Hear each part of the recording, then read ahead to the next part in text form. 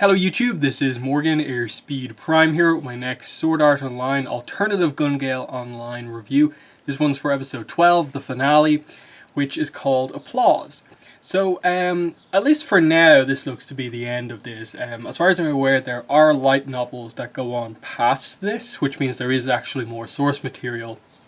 But the show obviously hasn't been confirmed yet for a second season, and I'm not really sure if we're expecting that anytime soon. I suppose they're probably waiting to see how DVD, Blu-ray stuff sells and so on. If it really has a fan base and it's worth continuing it on. I would like to see more of this because I suppose it actually helped when I actually looked it up and realized there was more, because there was a slight sense of this not feeling fully satisfactory. I thought it was a solid end to the arc that they had going on here, but in terms of ending the show in the way that they ended it, definitely I'd be a little bit disappointed if I didn't know that there was actually more content out there. So overall, I thought it was a solid enough episode to end it off.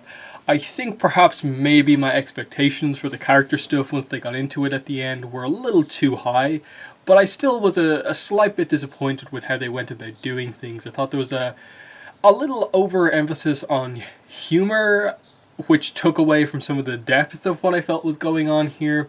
Just with regards to the whole, Pitoi is crazy, and it's not just that she's fun crazy, she's actually crazy, and they had a couple of moments of seriousness to kind of really get that across, that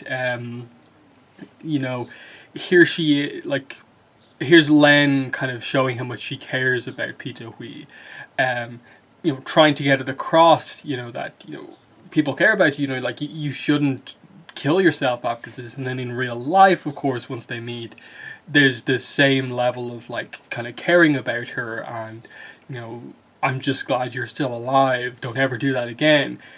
I just felt like there was almost this sense of they're setting up that there's this real problem with Pitoi that is going to take a little bit more to get past. Similarly with M and the whole actual connection to Pitoi, while I get that he honestly does love her, the whole I was overweight, then I became her man slave servant, and that's how I lost weight, was just a little bit okay, you're still trying to get across Pitoi's crazy, but it's still this element of that's serious, but you're really treating it like it's just this funny quirk that she has, and it's what way are we meant to interpret this character? And in a way, that ends up being, I suppose, the main takeaway from this. That's why I want more, is to see Pitoi now that we've sort of, I suppose, found out who she is.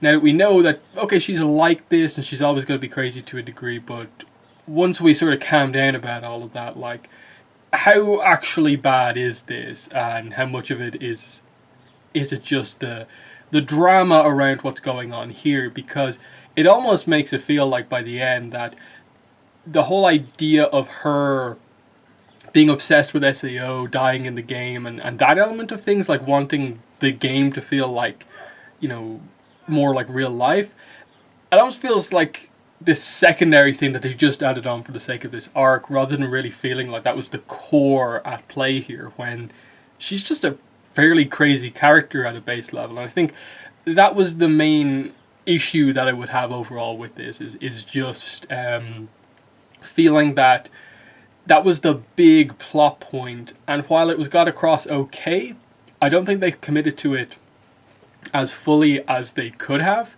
but it was done well enough to where I feel like it was worth devoting a large part of this kind of second half of the season to it. But let's get into some of the specifics before we get up to there. The actual squad jam is given roughly, I think, the first 9 or so minutes of the episodes to be resolved, leaving about 60% of the episode to do the kind of aftermath stuff. So we have the Len versus Pitoi showdown, which it was interesting that guns weren't really involved. They just kind of focus more on them talking a bit. Len attacks her with the knife when she kind of riles her up by kind of insulting SAO, and that's just such a silly thing to be upset that you were part of that game. And it was nice because you saw how skilled Len was able to get the drop on Peter Hui. They sort of did the thing with the fight that I don't really like to do, especially with these big fights where it's sort of meant to be like two characters proving themselves against each other, where there was just like part of the fight where Len was just completely, basically lost. Peter Hui was just holding her up and could have finished her at any point, and it was really only the other characters getting involved that gave any chance towards this actually coming to an end. And while I like that in a way, because it's, part of it was obviously the teamwork of everyone getting behind Len, supporting her on this mission to get through to Peter Hui what they want, it did definitely take away from some of the fight to just know that, okay, so you're basically saying that like Len isn't as strong as Peter Hui because of like everything that's kind of happening here. Because even though they eventually had Len be the one to quote unquote kill Peter Hui by, biting her neck basically, which was obviously like brutal. It got across that to win the fight, Len had to be pushed to do some pretty crazy things, borderline just as crazy as Peter Hui. It was fundamentally Len doing it out of just care for Peter Hui, not wanting her to kill herself if she lost in a different way. And in that sense, there were some, I think, nice moments to get there. It's just, I would have much preferred that they just had a fight. That it was just the two of them against each other, one-on-one, like pretty much full health. And they just like go at each other with guns, knives, all that sort of stuff. And you just get to a point where they're arguing and the scene happens. It felt like they simplified the fight, took away from the fight, by having the moment of like, Peter Hui basically has it won, but is just taunting Len, and then that gives a chance for like Fukuzero to get involved. We had the whole betrayal part come out, and it led to some cool moments, of course, with like Fukuzero kind of cutting through Len's arms and kind of slamming Len into Peter Hui, and that kind of leading to the conclusion. But you almost say like, oh, okay, so like Len and Fukuzero together beat Peter Hui rather than it just being Peter Hui on her own, Len on her own, and I think it's just one of those things where it's hard to get past that this was the fight they were building up to from the very beginning, and it's just a sense of feeling like we never properly got that fight, because even in the last episode it was still an element of like they were in the cars, they were kind of fighting around each other.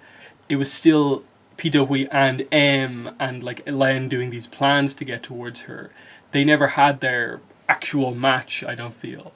But it worked because it led to obviously the end of the squad jam, and interestingly, none of our kind of known characters really win. The second Peter Hui is taken out by Len, immediately Fukuzero and Len are taken out by this other team. I think it's a TC, who just come in, and everyone's just like, oh no, not these guys. And I wasn't really sure what they were going for, because it was very sudden how it happened. It was really meant to be this, they're coming in to spoil the party, which I get is meant to be this thing, because like Fortnite is like such a big game now. Of course, that sort of stuff happens. You get late in the game, someone's hiding in a bush, they pop out, defeat you just after like you've done all the work type thing. It's frustrating. I think that's what they were meant to get at here, but the team looked so cool that it almost felt like, what were they up to the entire game? Are we meant to know who they are? Are they a team from before, just in new gear? Is this a setup for something still to come? Or is it just meant to be a case of our main character's kind of intense emotional squabble ended up basically getting rid of most of the teams, and everyone forgot that, they are actually just playing a normal match here. That the squad jam is still up for victory, and it's not a default thing that one of the main characters is going to win, that ultimately the distraction, the intensity over trying to save Peter Hui lost the match for everyone. Which is fine. I thought it was just a little bit sudden. As for the aftermath, we obviously got the, I suppose Len in real life, Karen, repaying the favor to the gymnastics club girls. They gave her birthday present early, and just to set up that they're friends, they'll have a chance to fight again. Then we get Fukuzero, or like what's her name in real life, Miu, meeting M in real life, and they're going with him to find out who the real Peter Hui is, because they did address that again. That was one of the better parts, I think, of the Peter Hui Len confrontation, was them addressing their vow that they made to each other, that if one day they have a fight and Len is able to beat her, they'll meet in real life. And this coming to a head, he tells them his story along the way, freaking them out. You got some fun moments in that, like Miu was actually like attracted to him initially, but then he told a story and she was kind of freaked out by him after that. As I said, it did definitely get across how much cares about like Peter Hui in real life, but again, I think this is where they went so far over the top of like, we're telling a weird story, that it sort of took any of the seriousness out of it. They're just like, oh, you're stalking me, I'll capture you as my servant, and that's what he actually wants, so it ends up working out okay. And I feel like I don't really know what I'm meant to take away from the Peter Hui M dynamic, in that, is it still like that? Or when M says just before Peter Hui kills him, like, I love you, and she's like, I know, is that meant to be like her being like, yes, you are important to me, or is it just like dismissing him once again? Like, is any of that meant to be serious, or are we always meant to just take M and the way he feels about her as being somewhat pathetic because of the way Peter Hui treats him? It's weird, and that's where the tone of some of this felt off, with how they went about doing it. Even like the Karen meeting Elsa and the reveal of like that Peter Hui is Elsa Kanzaki, it was initially emotional, but then because like Peter Hui in real life is still the same character, is this crazy character, they immediately kind of cut the like pure kind of emotional moments by having all this kind of craziness happen afterwards. And that's where I feel there was just an element of like, it's almost like they didn't trust the core plot to be like sincere and just emotional enough, that they had to add in all this craziness. And I didn't mind the craziness for the most part, because it was still fun of just like revealing that like Elsa kisses Karen, and it's like, whoa, what's going on here? And then in the background revealing that, like, oh yeah, she goes through women and men like that. So just like another casual reveal of a kind of bisexual character, which I think is actually like, that's like, I think a good way to do this sort of like representation type stuff of like not hitting it over the head that like you're defining a character by their sexuality, but just kind of, oh, we're having a sort of moment where it's kind of getting emotional, but here is a bisexual character, so let's like have that sort of come in here and have the reveal come out, but not really focus on it too much, but instead focus on like the actual dynamic between the characters. So I think that actually worked quite well to get across. They're like, oh, she's crazy like that, and here's another element of that, and obviously she, the type of character that Karen is, like, of course, this is another way for kind of Peter Hui to just really change the dynamic of what's going on here by just really putting Karen in an uncomfortable position. So, and as well as that, like, establishing that, like, she'd watched the replay with the scene with the other kind of character from before, where she asked for a kiss from Len, and she kind of plays on that. That was, you know, fun. But again, it's like, I actually wished we just had a little bit more, like, sincere, the characters just being a bit serious for the moment, and then maybe switch into it. I think they just went past the seriousness a bit too quickly for it to get across as well as it needed to be gotten across.